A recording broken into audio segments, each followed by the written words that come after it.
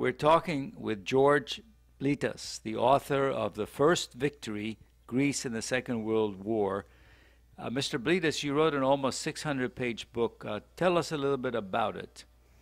Well, the book, The First Victory, Greece in the Second World War, is really a complete political and military history of Greece in that war. Essentially, it has every aspect of the period from 1940 to 1945 covered in fairly great, actually. And in addition, it introduces the political and military situation in Europe by starting with a description, an introduction, which covers from 1910 to 1940, the entire period, including First World War, Balkans War, the catastrophe in Asia Minor, and the emergence of dictatorships in Europe. Why did you call it the first victory? What do you mean by the first victory? Well, the title came to me early in my research, but it was confirmed by none less than Hitler himself. I called it the first victory because as a result of my research, I found that it was the first time that an Allied force, an Allied army, defeated an Axis army on land. And that was the battle between Italy, which invaded Greece, and Greece, which defended its territory in Epirus and then in Albania. That battle, which lasted 5.5 months and which was a continuous avalanche of Greek victories in Albania and in Epirus, was the first on record victories during that war. And you say in your book that Mussolini thought he easily beat the Greeks. The average period of time in which any European country lasted was 2 weeks. If you count, 6 countries were taken in less than 2.5 months of battle by Hitler alone. And everybody expected to fold in essentially less than 2 weeks.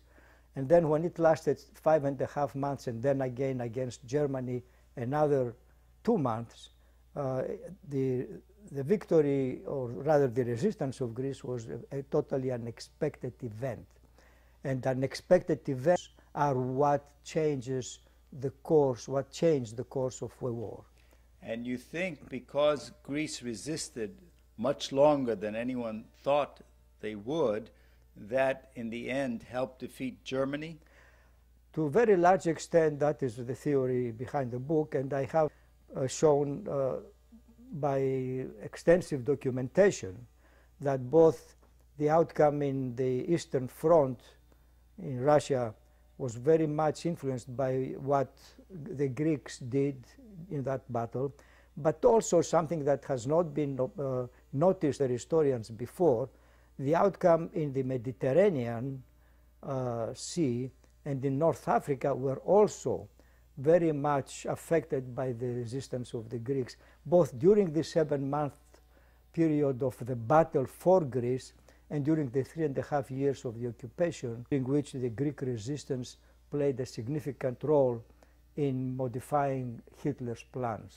And how did the resistance make it harder for Germany to win this war? For one thing, Hitler being told by his own generals that the most important asset, war asset in the Mediterranean was Malta.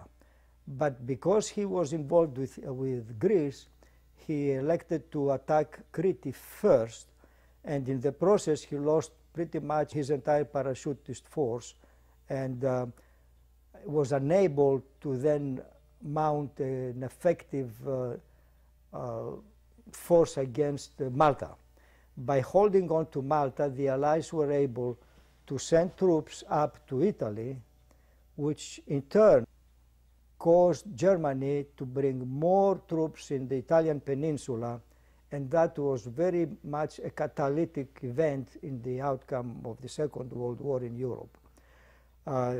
Suffice it to say that on the 5th of June 1944, Rome fell to the Allied forces, which were fighting close to 30 German divisions in the Italian peninsula. And on the very next day, the 6th of June, Eisenhower landed in Normandy. The two events are not unrelated, I'm sure. Hitler was forced to send a total of 50 divisions in the Balkans and in the Italian peninsula, had very much a very important role in the outcome of the war, both in the Eastern Front and in the Western France. So you think the army became worn down by fighting the Greeks? It became dispersed, essentially, in a manner that it was not to Hitler's benefit. Yes. And also, Greece dealt, of course, earlier a major blow to the Italians. They were supposed to be big allies. Well, once Mussolini started losing the battles in Albania, he almost completely forgot that he was also fighting two battles in North Africa, one in Eastern Africa and one in North Africa and in Libya. And he essentially stopped sending troops in Africa, without the British to take the upper hand in the African front and essentially register the first victories of their own. How much research did you do to write this book, The Significant First Victory? amount of research. I started the research in '92, and the last piece of research was actually in Athens in 2006, in the Jewish Museum in Athens, and also in Rome, where I found books published in 2006 claiming that the reason the Greeks won Albania is because the British had helped them do so. In fact, not a single British soldier ever fought in Albania or set foot in Greece during the war until the Germans attacked. And you also have some personal human stories there. Did you know some of the people who participated in the war? I have been visiting my parents' village in Nipiros, which is essentially on the battlefield of the first victory, every summer for many years, maybe 15 years now. And I have first cousins, I have uncles, I have nephews who have their own parents as participants in the war. I personally know at least two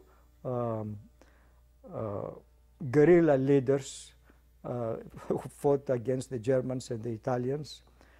And I had the opportunity to have many informal discussions with people who were not really who did not know that they were being interviewed at the time, so they gave a real account of what happened in their lives during that period of time. And you reconstruct some of this and bring it to life in your book.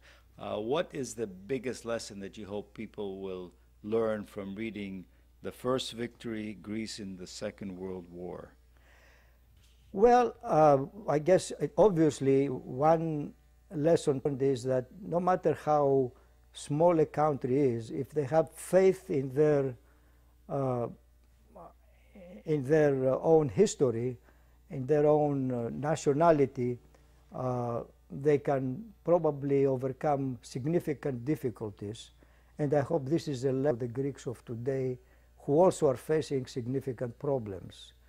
I think the Greeks have every reason to be proud of their history in the 20th century, and I hope they can keep on repeating their overcoming of their difficulties. Thank you.